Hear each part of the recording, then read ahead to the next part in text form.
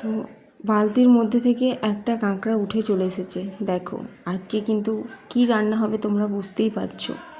তো কাঁকড়াটাকে কাটবো বলে আমরা ধরতে যাচ্ছি, তো বালতি থেকে উঠে চলে এসেছে। যেদিকে পাচ্ছে সেদিকে চলে যাচ্ছে, জুতোর দিকে, পা পোষের ওপর দিকে। দেখো এই দেখো দৌড়াচ্ছে, মানে ধরা দেবে না।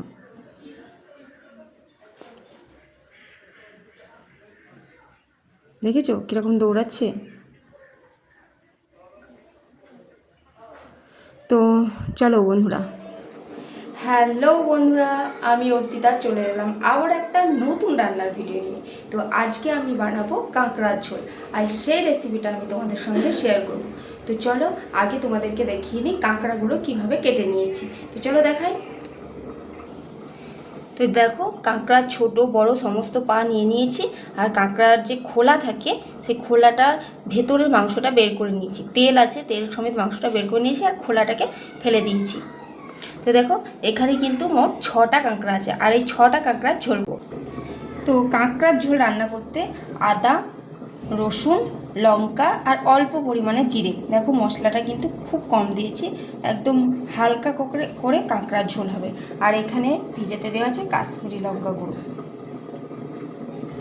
আর গোলমরিচ গুঁড়ো দেবো কাঁকড়ার ঝোলে, সেটা যখন দেবো তোমাদেরকে দেখিয়ে দেবো। তো চলো এখন কীভাবে কাঁকড়ার ঝোলটা বানাবো তোমাদেরকে দেখায়। তো দেখো কাঁকড়াগুলোকে আগে একটু ভাপিয়ে নেবো। তো জলের মধ্যে অল্প হলুদ দিয়ে দিলাম আর লবণ দিয়ে দেবো যাতে কাঁকড়ার মধ্যে ঢুকে যায়। দেখো লবণটা দিয়ে দিলাম। এবার এটাকে ভাপিয়ে নেব, 10 থেকে 15 মিনিট মতো ঢাকা দিয়ে রেখে দেবো।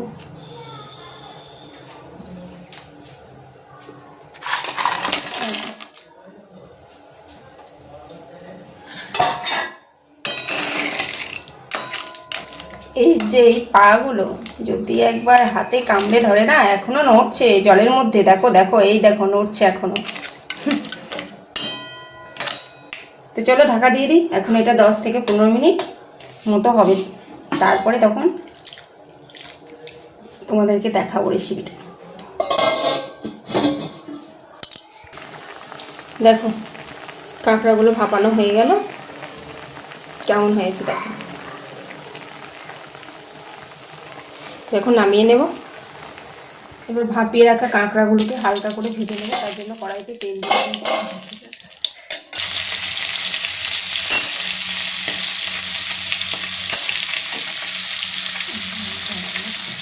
দেখো এই পাগুলো দেখো কত ছোটো ছোটো ডাল।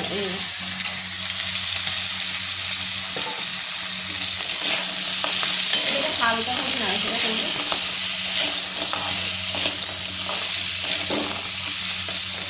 তো পেঁয়াজ দিয়েছি লাল লাল করে। এবার মশলাটা দিয়ে দিলাম, মশলাটা বলেছি আদা, রসুন, জিরে আর লঙ্কা। এবার মশলাটাকে ভেজে নেব। এবং হলুদ আর কাশ্মীরি লঙ্কা গুঁড়োটা দিয়ে দিলাম।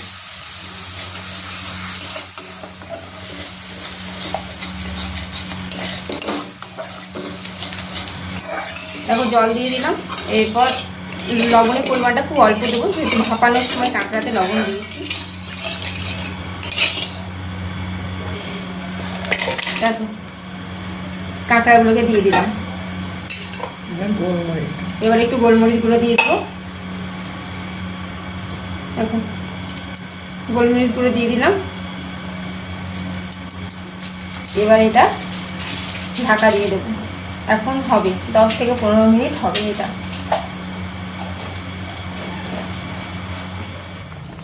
তো দেখো আমার কাঁকড়ার ঝোল হয়ে গেছে। তো কেমন হয়েছে কাঁকড়ার ঝোল অবশ্যই কিন্তু কমেন্টে জানাবে। তো ভিডিওটা এখানেই শেষ করছি, দেখা হবে অন্য কোনো দিন অন্য কোনো নতুন ভিডিও নিয়ে। টাটা।